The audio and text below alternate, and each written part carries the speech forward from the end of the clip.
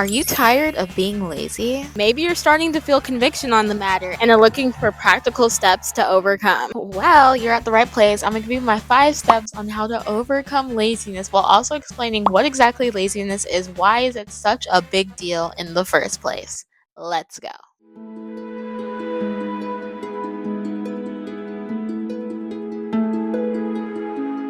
Before we even talk about how to stop being lazy, how to prevent laziness, first we have to ask ourselves, why even is laziness a sin? Jesus actually has a parable that I realize paints the picture perfectly for why laziness can be such a big sin. Jesus tells this parable in Matthew chapter 25. We can go through it together. I have my glasses on just because I love how they look.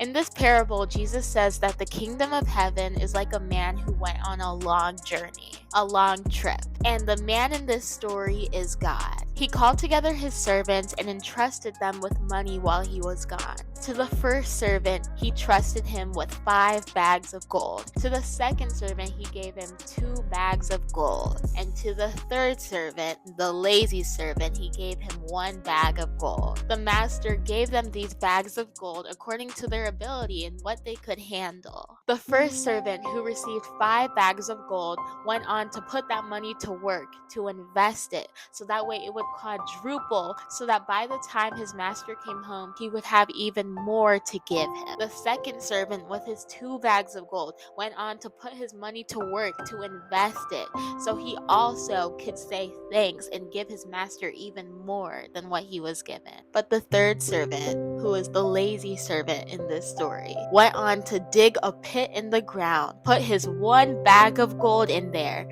and let it sit there until his master came back home.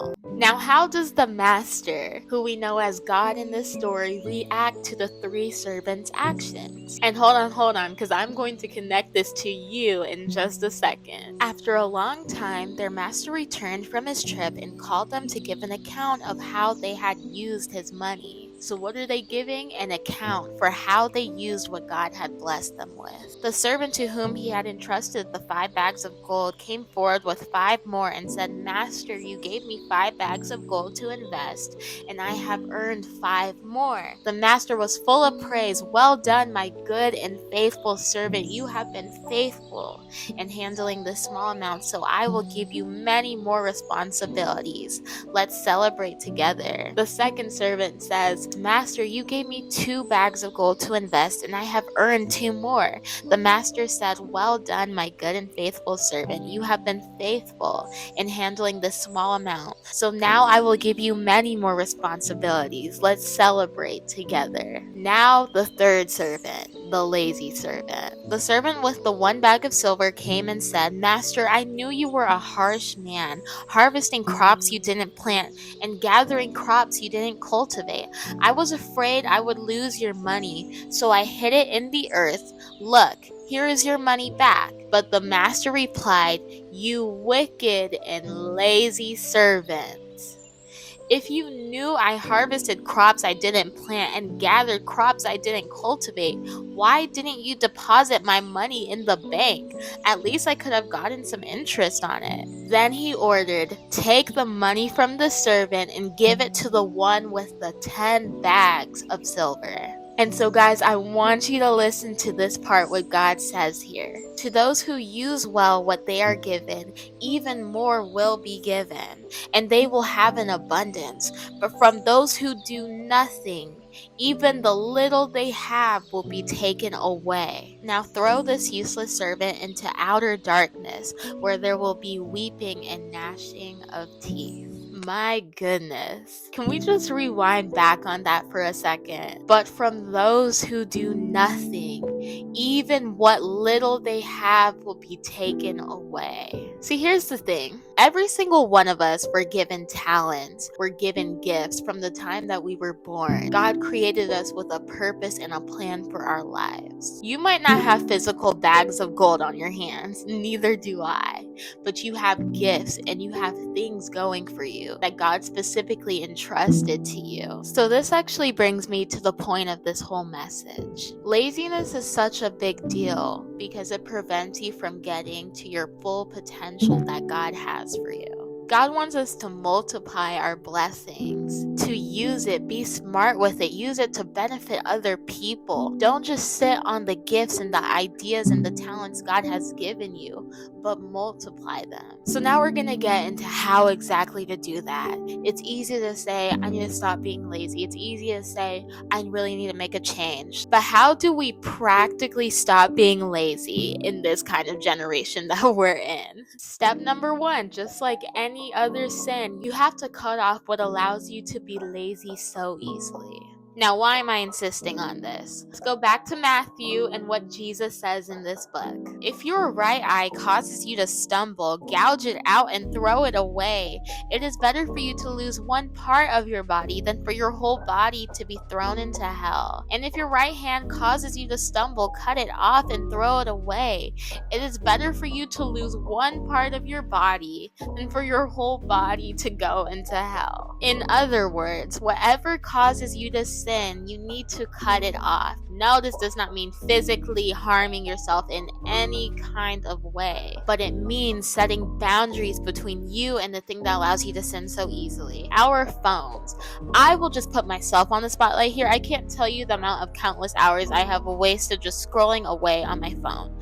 It doesn't mean that you have to delete social media off your phone. Maybe it means downloading applications that limit the amount of time you're able to spend on social media apps or whatever it may be. Set boundaries in place. Maybe it's talking to friends or to people for hours on end. Just take a step back and really look at how you spend your time. The goal here is to make it not so easy to be so lazy all the time. Okay, so step number 2, this is to help you stay dedicated to step number 1. Identify your goals. What is it that you want to grow? What is something that you want to develop? Maybe it is a skill. Maybe you want to start a business. Maybe you want to grow smarter. Maybe you want to try harder in something. Maybe there's something you feel that God has been calling you to, but you've been kind of sleeping on it because you haven't had the energy, you haven't had the time because of all the laziness that's been draining you. Whatever that thing is, write it down. You can make a dream board with like all of your aspirations, what you want to do or what you want to be. Lock into that, because you setting all these boundaries, you cutting down laziness, that is not for nothing. It has a purpose. Instill that purpose into your mind at the times where you're not scrolling on social media as much, at the times where maybe you're not talking to people as much or being distracted by people as much.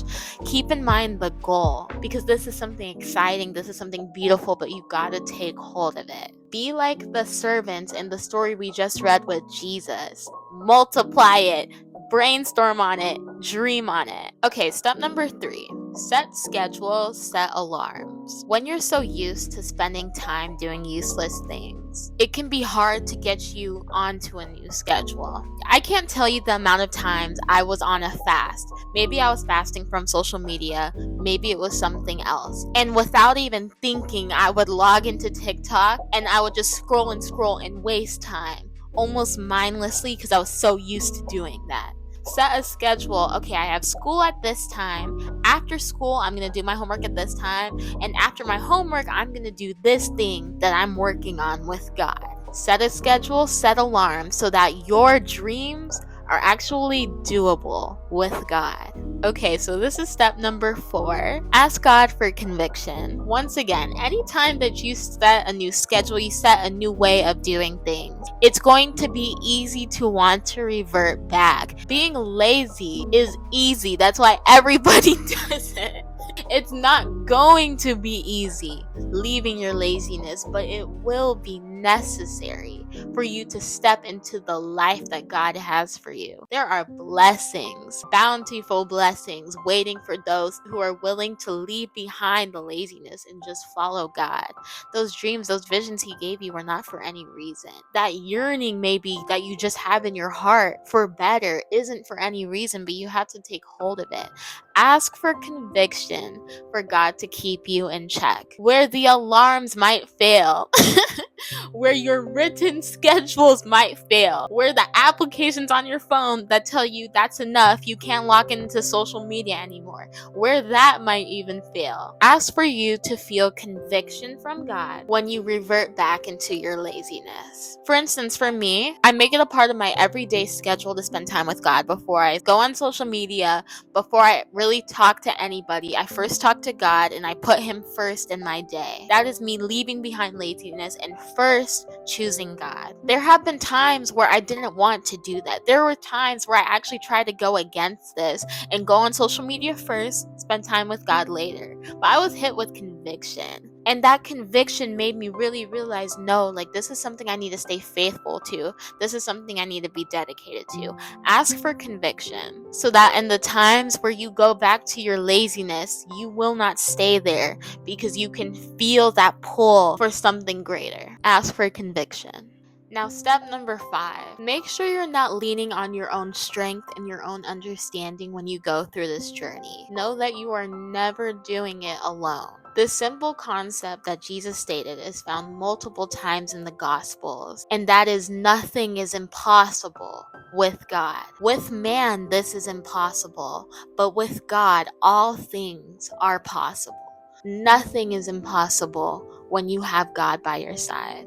In the times where you don't feel strength, in the times where you don't feel motivation, maybe in the times where you're not feeling well and you want nothing more than to just be lazy, lean on God for support. Maybe have music that speaks life over you and brings you closer to Him in the times where you don't have the strength in yourself. You're never doing it alone.